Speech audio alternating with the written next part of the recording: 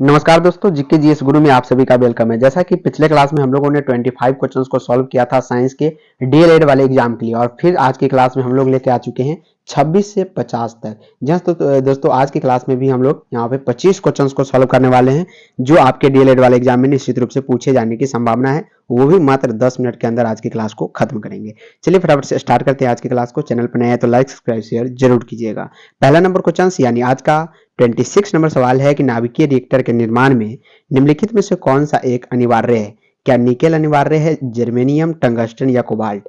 तो याद रखिएगा, नाभिकीय रिएक्टर के निर्माण में जो अनिवार्य तत्व होते हैं वो जर्मेनियम होते हैं, याद रखिएगा। जी हाँ दोस्तों, ये अनिवार्य माना जाता है, यानी ऑप्शन नंबर बी जो होगा जर्मेनियम सॉरी जर्कोनियम, ये बिल्कुल राइट आंसर होगा ऑप्शन नंबर बी। तो बी को याद रखिएगा। ये जो प्रश्न है आपके डीएलएड वाले एग्जाम में पूछे गए सवाल है, और इस बार भी ये क्वेश्चन आपसे पूछा जा सकता है।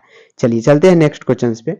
तो नाभिकीय रिएक्टर में न्यूट्रॉन नियंत्रक के रूप में निम्नलिखित में से प्रयोग या उपयोग किया जाता है?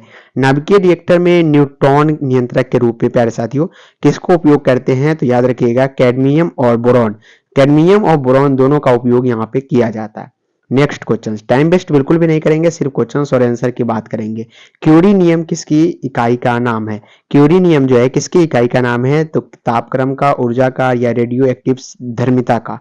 तो यहाँ पे याद रखिएगा, मैडम क्यूरी ने रेडियो एक्टिव धर्मिता की क्या है, खोज करता है रेडियो एक्टिविटी की, और ये रेडियो एक्टिव धर्मिता की क्या है, इकाई है। यानी ऑप्शन नंबर क्या होगा, सी जो होगा इस प्रश्न का बिल्कुल राइट आंसर होगा।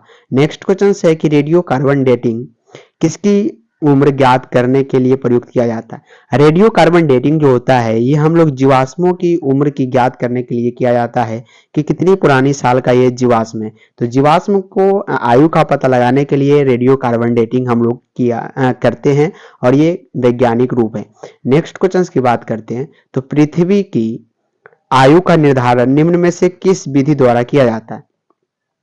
पृथ्वी की आयु का निर्धारण अगर हमको करना है, आयु का पता लगाना है, तो यूरेनियम के द्वारा हम लोग इसका पता लगा सकते हैं। यानी ऑप्शन नंबर सी जो होगा बिल्कुल इस प्रश्न का राइट आंसर होगा। 31 नंबर क्वेश्चन है, और काफी इंपोर्टेंट क्वेश्चन है कि कल्पक्कम के फास्ट ब्रीडर टेस्ट रिएक्टर में निम्न में से कौन सा शीतलक के रूप में प्रयोग किया जाता है? कल्पक्कम के फास्ट ब्रीडर टेस्ट पूछा गया है, जो कि रिएक्टर एक प्रकार का, निम्न में से कौन सा शीतलक के रूप में, ठंडे के रूप में यूज किया जाता है? तो याद रखिएगा गलित सोडियम जो होता है, गलित सोडियम, इसको हम लोग क्या करते हैं, यूज करते हैं। यानी ऑप्शन नंबर सी एकदम राइट होगा। गलित सोडियम कौन हो सकता है? तो नमक पानी, जिसे हम कह सकते हैं नमक पानी, याद रखिएगा। ये क्या हो गया, गलित सोडियम हो गया। नेक्स्ट क्वेश्चन, यहाँ पे कुलिज नलिका का प्रयोग क्या उत्पन्न करने के लिए किया जाता है? कुलिज यहाँ पे नलिका का प्रयोग जो है क्या उत्पन्न करने के लिए किया जाता है? तो एक्स किरण, याद रखिएगा एक्सरे का उपयोग यहाँ पे उत्पन्न करने के लिए किया जाता है, कुलिज नलिका का, याद रखिएगा। चलिए नेक्स्ट क्वेश्चन है कि अतिचालक किस तापमान पर अत्यधिक आर्थिक महत्व की हो सकती है जिससे लाखों रुपए की बचत हो? याद रखिएगा ये जो है सामान्य तापमान पर होती है। यानी ऑप्शन नंबर बी जो होगा बिल्कुल राइट होगा। टेंशन बिल्कुल भी ना ले, आपका टाइम वेस्ट बिल्कुल भी नहीं हो रहा।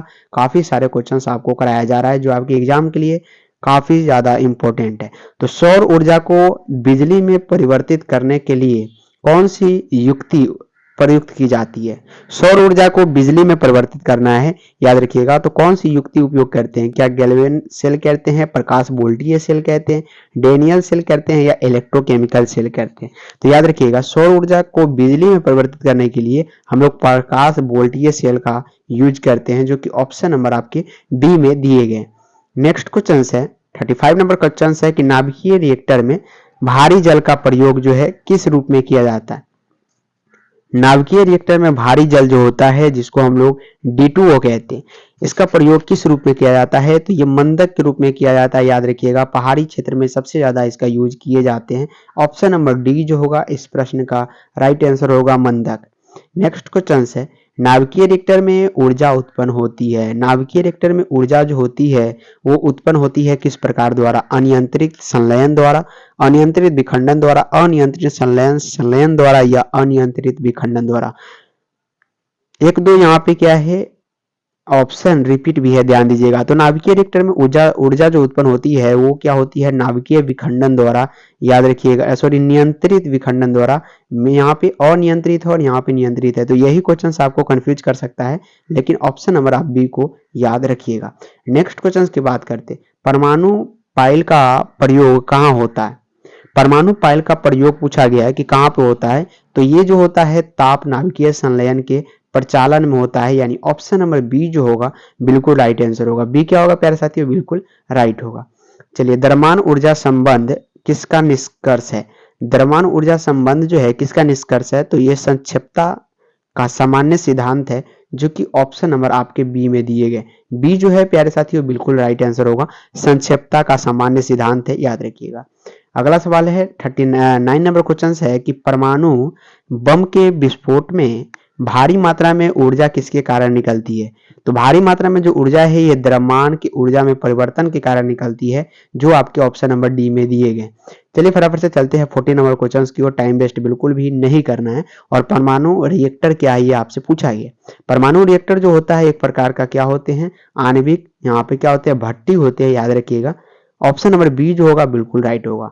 41 नंबर क्वेश्चन है कि डायोड वह प्रयुक्ति है या युक्ति है जो धारा को क्या करते हैं। तो धारा को क्या करता है, एक दिशा में प्रभावित होने देता है डायोड, याद रखिएगा। एक प्रकार की क्या है, युक्ति है। इसके बारे में आप फिजिक्स में पढ़ेंगे, याद रखिएगा।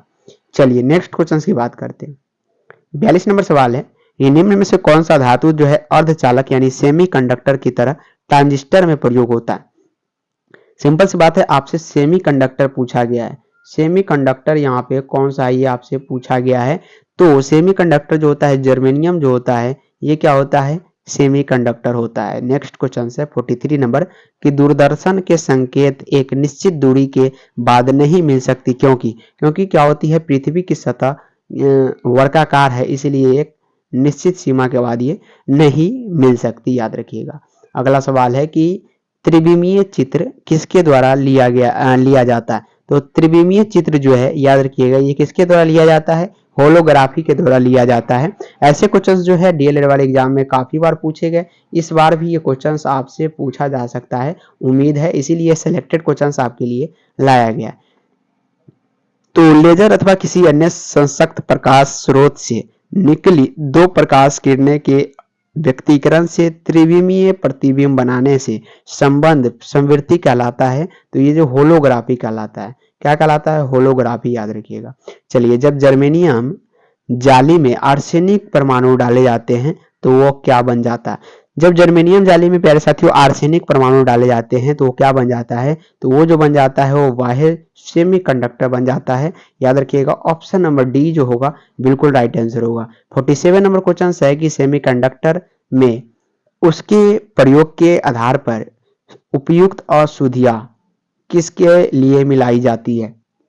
काफी इंपोर्टेंट क्वेश्चन है, किस लिए अशुद्धि मिलाई जाती है, कि उसकी वैद्युत चालकता बढ़ाने के लिए उसमें अशुद्धियां मिलाई जाती है, याद रखिएगा। ऑप्शन नंबर यहाँ पे सी जो होगा राइट होगा। 48 नंबर क्वेश्चन है कि लेजर बीम का उपयोग होता है। लेजर बीम का उपयोग हम लोग आंख के चिकित्सा में करते हैं, जो कि ऑप्शन नंबर ए में दिख रहा है। 49 नंबर क्वेश्चन है, सेकेंड लास्ट क्वेश्चन रहेगा, और काफी उम्मीद के साथ ही क्वेश्चन आप लोगों के लिए लाया गया है। और ऐसे क्वेश्चन जो है एमसीक्यू के अंतर्गत आते हैं, पीवाईक्यू में भी पूछे गए हैं, तो बिल्कुल भी इग्नोर नहीं करना है। इस बार के क्वेश्चंस आपसे एग्जाम में पूछे जाएंगे। तो टेलीविजन के दूरस्थ नियंत्रण के लिए किस प्रकार के वैद्युत चुंबकीय विकिरण का जो उपयोग है किया जाता है। ये जो किया जाता है, याद रखिएगा, अवरक्त के लिए किया जाता है, जो कि ऑप्शन नंबर सी में आपको दिख रहे हैं। और आज का लास्ट क्वेश्चन है कि बिना शल्य चिकित्सा के पथरी का इलाज किया जाता है। तो ये जो हम लोग लेजर द्वारा बिना शल्य चिकित्सा के पथरी का इलाज कर सकते हैं। प्यारे साथियों, 50 क्वेश्चन थे, जो कि हम लोगों ने 2 भागों में बांटा था, 2 क्लास में किया था, और मात्र 10 मिनट के अंदर सभी क्वेश्चंस को कराने का प्रयास किया गया है। उम्मीद